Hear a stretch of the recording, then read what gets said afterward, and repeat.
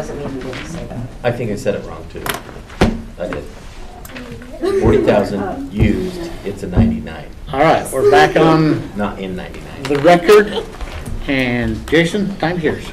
All right, Melissa, here's time for your extensive budget.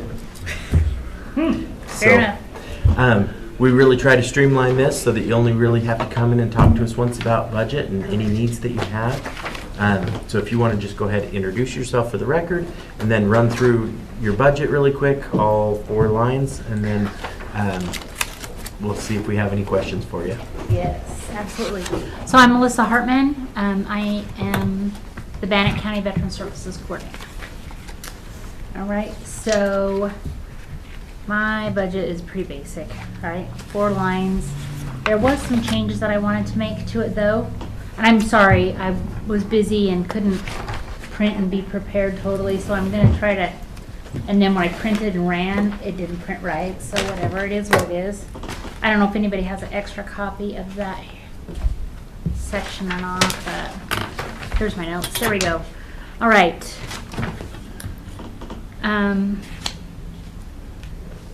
So on my office supplies, I'm going to propose that we reduce that because I want to make some changes in some other items in my budget, and I think that I can accommodate a shift for my office supplies.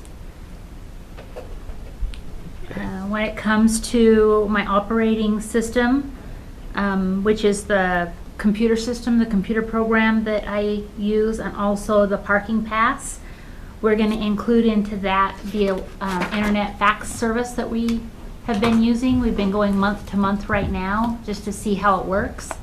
And it's actually way better than anything we've ever used before. It's like coming into the 20th century and still being able to do faxes.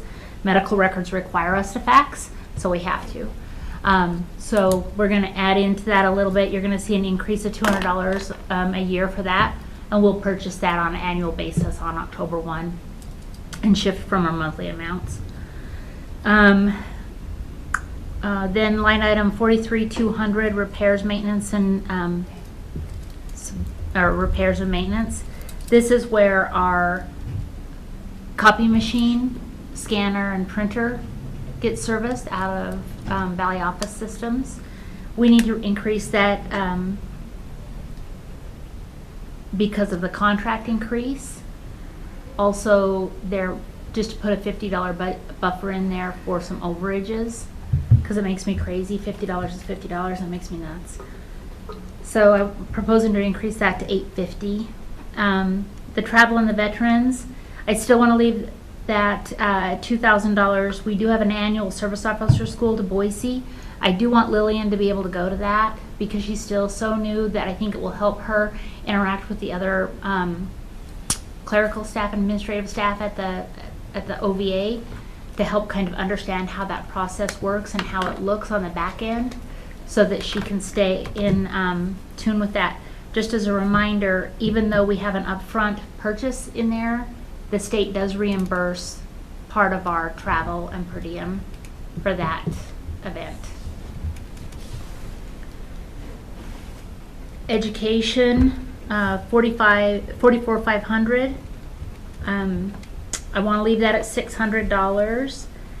That is what I'm thinking is that there is a National Association of County Veteran Service Officers that we used to belong to. And then about 7 or 8 years ago, I quit because I didn't see a whole lot of value in having the membership other than saying we were a member, and there was no value in it. It didn't bring anything to us. Over the last 3 years, that organization has pulled themselves together and they're starting to be streamlined, and they are offering better trainings. They are offering some conferences that are virtual that I really would like to partake in, not because I want to become a certified National County Service Officer.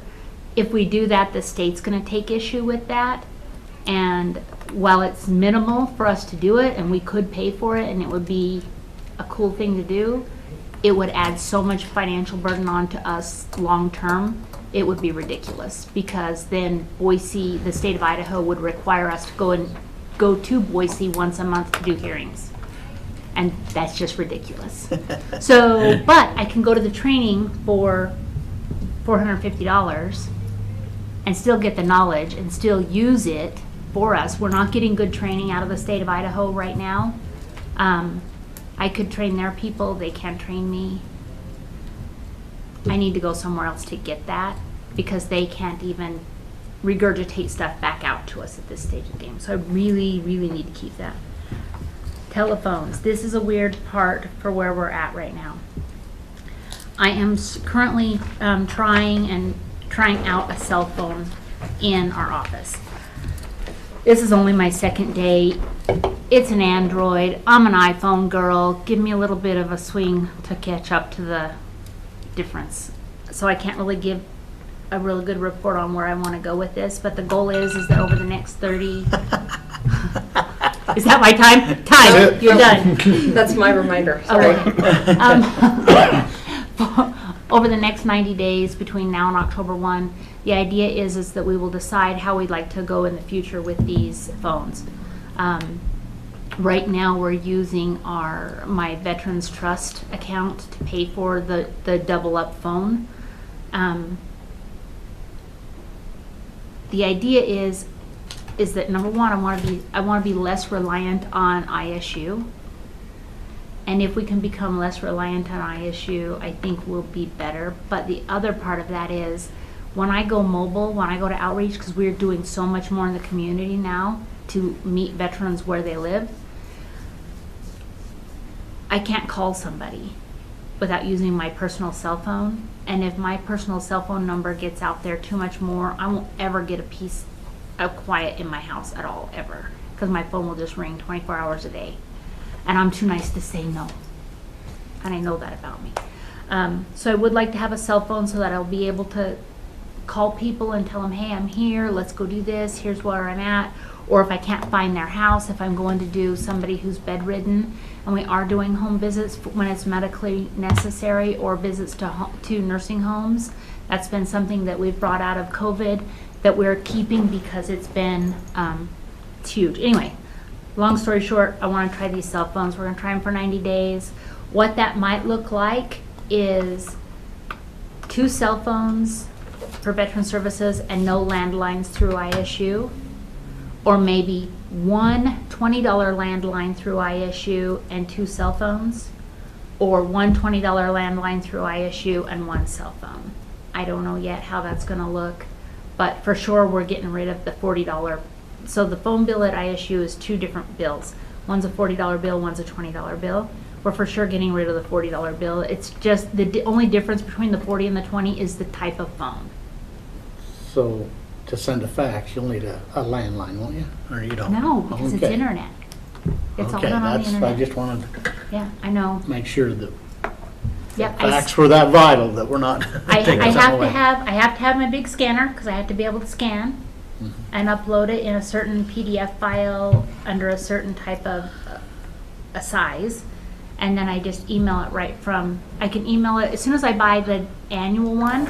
I'll actually be able to email it right from or fax it right from my email. Right now I have to log in because we go month to month, so we don't have that special ability. But so I have to log into the account and then upload it into the account and send it from there. But once we have the annual service, we'll be able to just fax it right from our email. And then another question, talking about this.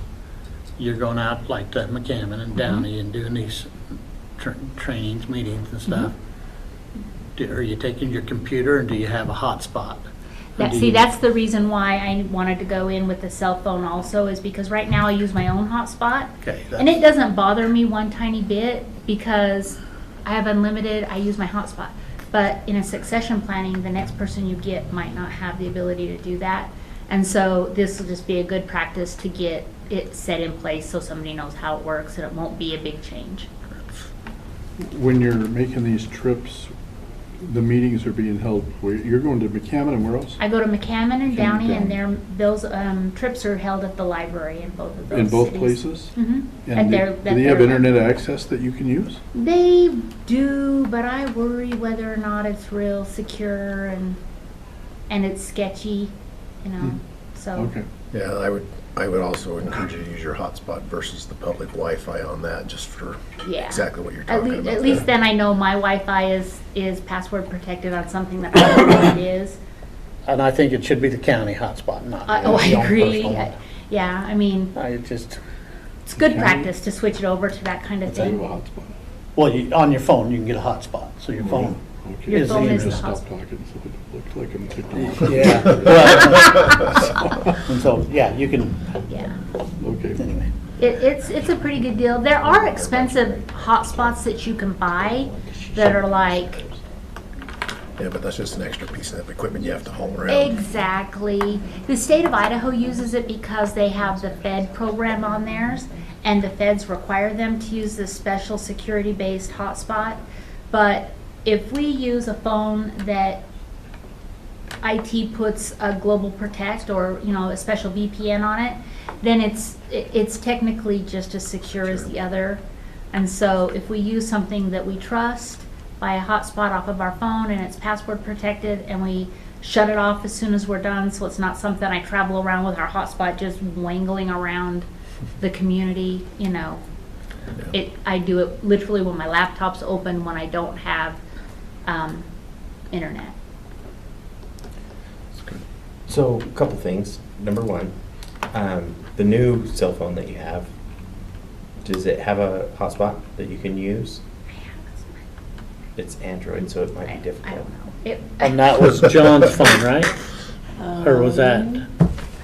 No, That was the she's- lawyer's phone. Yeah, it was a lawyer's So, phone. so That's my what she opinion, two things. Number one, we should be providing that for you so that Yeah, we need to make sure that that plan has a hotspot on it immediately. And then secondarily, when you're traveling, are you using a county car or your personal car? I use the county car. Okay, perfect. Yeah, I'm very faithful about picking it up. All right. She does a I'm great- not so faithful about bringing the key.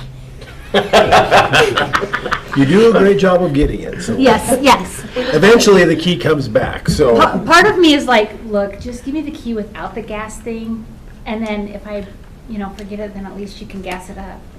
But you're better than other people getting the keys back. Okay, those were the two things that Yeah. I wondered that we I need to am. make sure we're taking care of right now.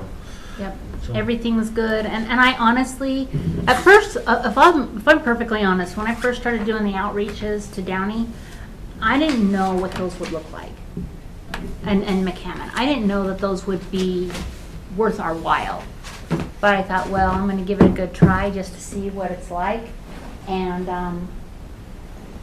I always see at least 2 people while I'm there, and usually 4. That is good. So it's, and I'm only there for 2 hours. I don't go all day long. I go for 2 hours. And I could probably expand it, but I'm afraid if I expanded it, then it wouldn't be worth it to go spend that kind of time there, but, yep. Much appreciated. Yep. You're welcome. You're Awesome. welcome. And Field of Heroes, thank you. Oh, it was all your awesome. work. You're so welcome. I mean- You're very welcome. I love it. I'm exhausted though. Well, you have 5 lines, but that doesn't say what you do. Yeah, that's true. Well, this is just my money part, right? Don't touch my budget. And if you don't want to reduce my office supplies, I really won't mind. I just put it in there to be kind. Like I meant to, find a way to save it. I usually turn my money back. I'm not the kind of person that keeps it. So, one last question. Okay. Salaries. Sure. What's your thoughts and feelings? Okay, my thoughts are, this is like an awkward subject to me because I don't want to ask for more money. I don't want to be, I'm not that person. I love what I do. I'm grateful for the job that I have. I'm grateful for the money that I make. Do I think that my job should be paid more? Yes. If I looked at what an insurance adjuster or a claims adjuster or a fraud investigator would make for a private insurance company, and that's probably the equivalent of what I do, do they make more money than I make here at the county? Yes. Having said that, I'll leave that up to you guys to determine that. I trust what your opinions are. I know I have faith in what you do, and whatever your decisions are, I support 100%, you know, the big story, so. Okay. Do I think that there's been some talk, I've been working with Josh about rewriting my job description. We've been working some stuff through. He and I did talk about creating actually 2 job descriptions. One that would include a pay that would resemble somebody with 20+ years of experience, so that you would be able to retain someone who has more experience. I have seen what the state of Idaho looks like. I've worked for the state of Idaho. Did they ask me to go to work in their Pocatello office in the last 6 months? Yes. Did I say no? Yes. Was it tempting? Yes. And it came down to money. And so if there was any difference in writing those job descriptions, even when I retire, it would probably be in the veterans and the county's best interest if there were 2 job descriptions, one that hired somebody fresh off the street who could learn, and one that really recruited and promoted getting somebody in here with 10 years experience. At this stage of the game, if you popped anybody into my job with 10 years of experience, you'd have more experience with a new hire than you would with the entire state of Idaho, including their supervisor that answers to the lieutenant governor. Okay, Okay. All right. thank you. You're welcome, guys. Thank you.